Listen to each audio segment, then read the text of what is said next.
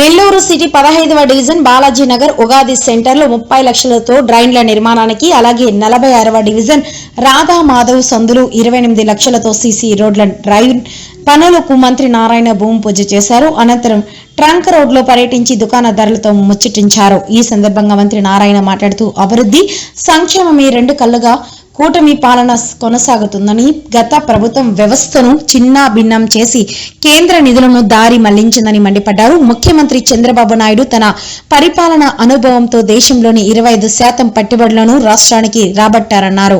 పరిశ్రమల స్థాపనతో ఉపాధి పెంచి రాష్ట్రానికి పూర్వ వైభవం తీసుకువస్తామని చెప్పారు.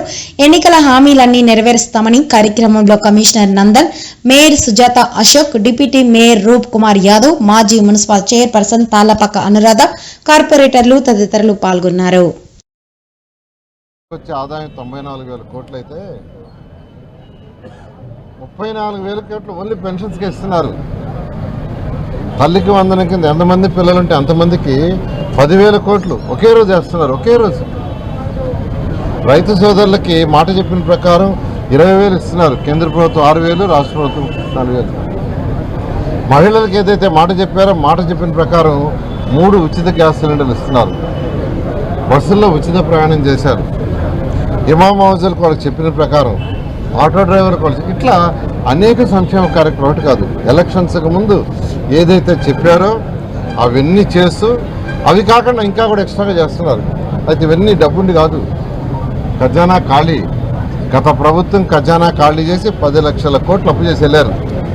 ఆ అప్పు తీర్చే బాధ్యత ఎవరిదంటే మనందరిది. ఒక ప్రభుత్వం అప్పు చేసి వెళ్ళిపోయినా వచ్చిన ప్రభుత్వం తీర్చాలా? ఎలా తీరుస్తుంది? మళ్ళీ ప్రజలు కట్టే ట్యాక్సులతోనే. అంటే గత ప్రభుత్వానికి ఆర్థిక వ్యవస్థను ఎలా నడపాలో తెలియక అంతా చిన్నాభిన్నం. కేంద్ర ప్రభుత్వం ఇచ్చిన ఫండ్స్ని కూడా డైవర్ట్ చేశారు. మన మధ్య టిట్కోస్ ఓపెన్ చేసాం నాయుడుపేటలో. 1,00,000 హౌసెస్ని రాష్ట్రంలో చేసాం. 2014-19లో శాంక్షన్ చేసినాయి. కేంద్ర ప్రభుత్వం డబ్బుల్లో కూడా 95 కోట్లు వేరే దాన్ని డైవర్ట్ చేశారు. వాళ్ళు ఇచ్చిన డబ్బుల్లో కూడా 95 కోట్లు డైవర్ట్ చేశారు. ఈ ప్రభుత్వం వచ్చినంత మళ్ళీ వెనక్కి ఇచ్చింది.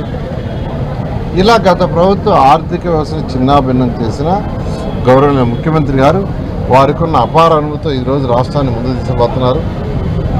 ఎక్కువ ప్రయారిటీ యువనాయకుడు లోకేష్ చేసే కృషితో నేను నెల్లూరు ప్రజలకు అడిగి చెప్తున్నాను. నెల్లూరులో అనేక వర్క్స్ టేకప్ చేశాం.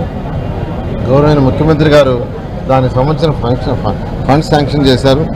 ఎలక్షన్స్కి ముందు ఏదైతే చెప్పామో దానికి ఎన్నో రెట్లు వర్క్ చేస్తాం. అండర్గ్రౌండ్ డ్రైనేజ్ కావచ్చు, డ్రింకింగ్ వాటర్ కావచ్చు, స్ట్రాంగ్ వాటర్ కావచ్చు, లేదా రోడ్స్ కావచ్చు, లైట్స్ కావచ్చు, పార్క్స్ కావచ్చు, తర్వాత 13 కెనాల్స్ ఏదైతే ఉన్నాయో డ్రైనేజ్ కెనాల్స్ కావచ్చు, స్కూల్స్ కావచ్చు, అన్నీ చేస్తే నెల్లూరు ప్రజల్ని కొద్దిగా ఓపికగా ఉండాల్సిందిగా రిక్వెస్ట్.